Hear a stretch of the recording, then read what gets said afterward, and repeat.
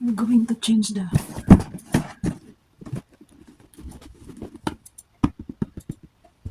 vacuum bag. Vacuum bag.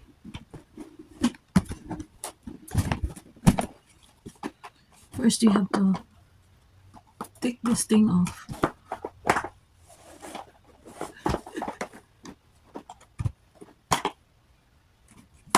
And then you have to lift this up. And then you have to pull this out.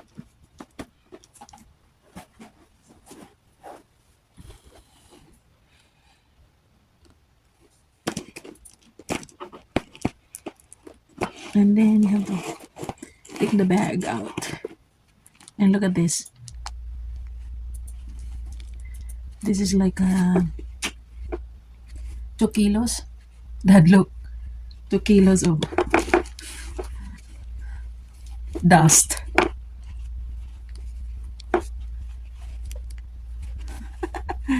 And this is garbage. So we're going to get a new one. I'll put a new one.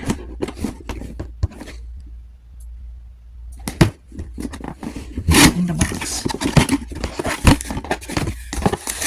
There we go. We have a new one. We still have 8.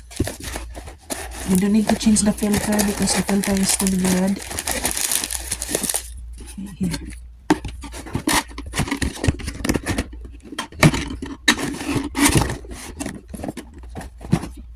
That goes here. And we're gonna put this new one inside. So you can see the difference, the empty and the full. This is like maybe 4 months or 3 months, I think. I don't remember the last time I changed. So you can see there's an arrow. You put this inside, like, anyway, it will expand when it's used. So you can just put this here. See, it goes in, insert, and it will go that way, like that, just like that. And as soon as you used, it will fill in air and the dust will go inside. Yeah. All right, and that's it. Quick and easy. And close and snap and put the power back in and done like dinner. And the power is here. You can just pull it out.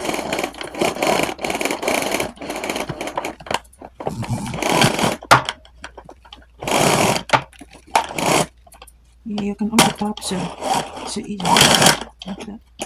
And you pull it out easily. Pull when you push the button. Alright. So let's try.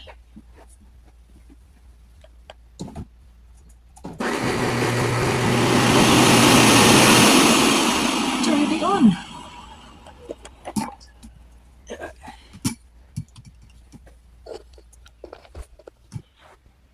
Tap this button here with your toes.